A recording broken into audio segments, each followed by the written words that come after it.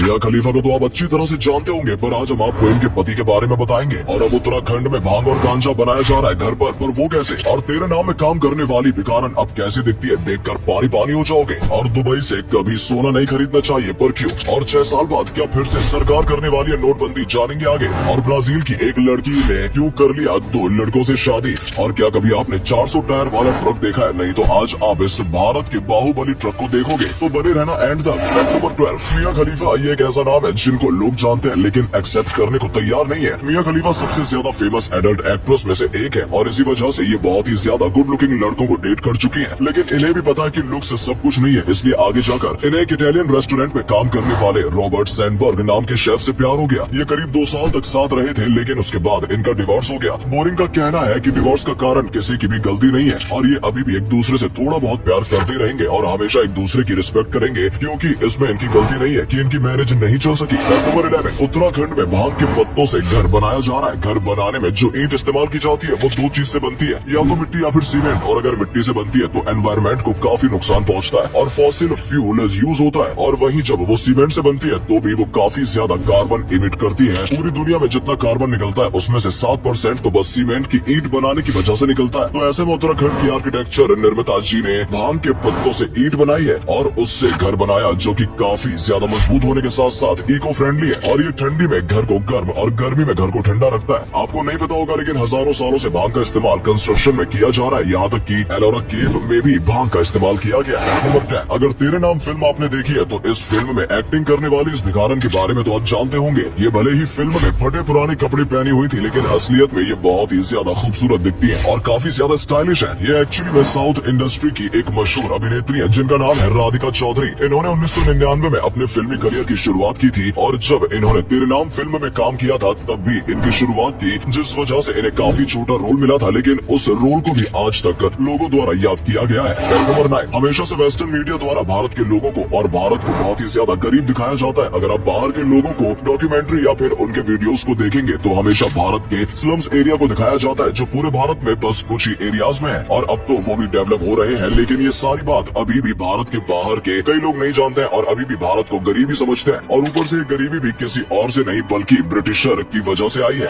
Number 1, आज तक आपने कितने टायर वाला ट्रक देखा है? हो सकता है आप में से कुछ लोगों ने 12 या फिर 16 टायर वाला भी ट्रक देखा होगा, लेकिन अभी हम आपको जो दिखाने वाले हैं उसके सामने ये कुछ भी नहीं है। यह है 400 से भी ज्यादा टायर वाला ट्रक। आपने बिल्कुल सही सुना, इसके ऊपर रिफाइनरी का बॉयलर लगा हुआ है और ये गुजरात से होकर राजस्थान जा रहा है। ये पिछले 11 महीने से चल रहा है और अब तक अपने डेस्टिनेशन पर नहीं पहुंचा है। ये बहुत ज्यादा बड़ा है जिसकी वजह से कहीं ट्रैफिक ना हो, इस सब चीजों को ध्यान में रखकर इसे रुका रुका कर चलाया जाता है और फिर भी ये एक दिन में ज्यादा से ज्यादा 10 किलोमीटर मुश्किल से तय करता है। नंबर 7, ब्राजील के 2 एकदम पक्के दोस्त थे और दोनों को एक ही लड़की से प्यार हो गया। ऐसे में अक्सर दोस्तों की दोस्ती टूट जाती है, लेकिन यहाँ ऐसा नहीं हुआ। इन्हें अपनी दोस्ती नहीं तोड़नी थी और न ही इनमें से कोई भी उस लड़की को छोड़ने के लिए तैयार था, तो इसीलिए दोनों ने लड़की से शादी की बात की और वो लड़की भी मान गई और फिर तीनों ने शादी कर ली। यानी कि इस लड़की के 2 पति हैं और इसमें तीनों में से किसी को भी कोई भी आपत्ति नहीं है और अब ये दोनों एक बच्चे के बाप बनना चाहते हैं, जिसके लिए लड़की भी तैयार है। नंबर 6, क्या फिर से नोट बंद होने वाले हैं? आपको पता होगा आज से 6 साल पहले एक हादसा कर दिया था सरकार ने और सबके साथ मजाक हो गया था। अचानक से आके सरकार ने कह दिया कि 500 और 1000 के नोट बंद हो जाएंगे। ये इतनी जल्दी हुआ था कि कोई भी मैनेजमेंट नहीं की गई थी, जिसकी वजह से कई सारे रूल्स का उल्लंघन हुआ था और तब सरकार से इन सब के जवाब मांगे थे कि कौन कौन से रूल्स का उल्लंघन किया गया। अब इन सब का निर्णय आ रहा है और अभी कुछ कहा नहीं जा सकता कि ये किस और मोड़ लेगा।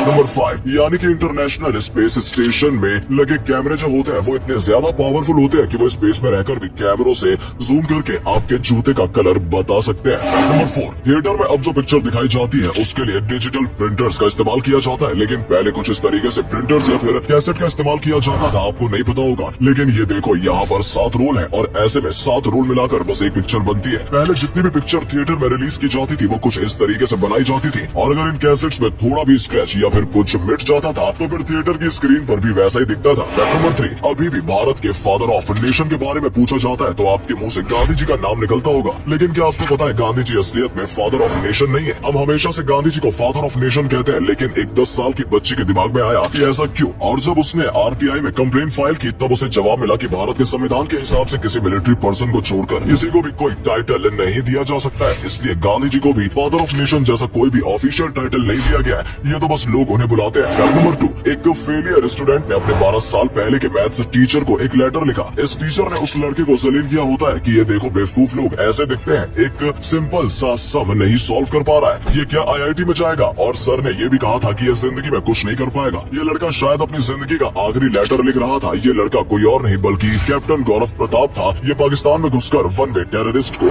इरेडिकेट करने वाले थे। यहाँ से जिंदा आने का 0.5% चांस था। ये किसी भी आईआईटी या फिर एम्स की एग्जाम से ज्यादा मुश्किल था। और जिन लोगों के लिए सक्सेस बस आईआईटी या फिर एम्स है, उन लोगों के मुंह पर तमाचा था ये लेटर। बैठ के सर भी रोने लगे। नंबर 1, क्या दुबई में सोना लेना सच में सस्ता पड़ता है? देखा जाए तो हाँ बिल्कुल। अगर आप दुबई से सोना लाते हो तो आपको 7 से 10 हजार रुपए तक का फायदा हो सकता है। ऊपर से दुबई में आपको बहुत ही ज्यादा वैरायटी की डिजाइन मिल जाएगी जितनी आपको इंडिया में नहीं मिल पाएगी। दुबई में एक शॉप में ही आपको 80 से ज्यादा अलग अलग चेन के डिजाइन ऑलरेडी बने हुए मिल जाएंगे, लेकिन वही इंडिया में एक दुकान पर 10 से 20 चेन ही होती है।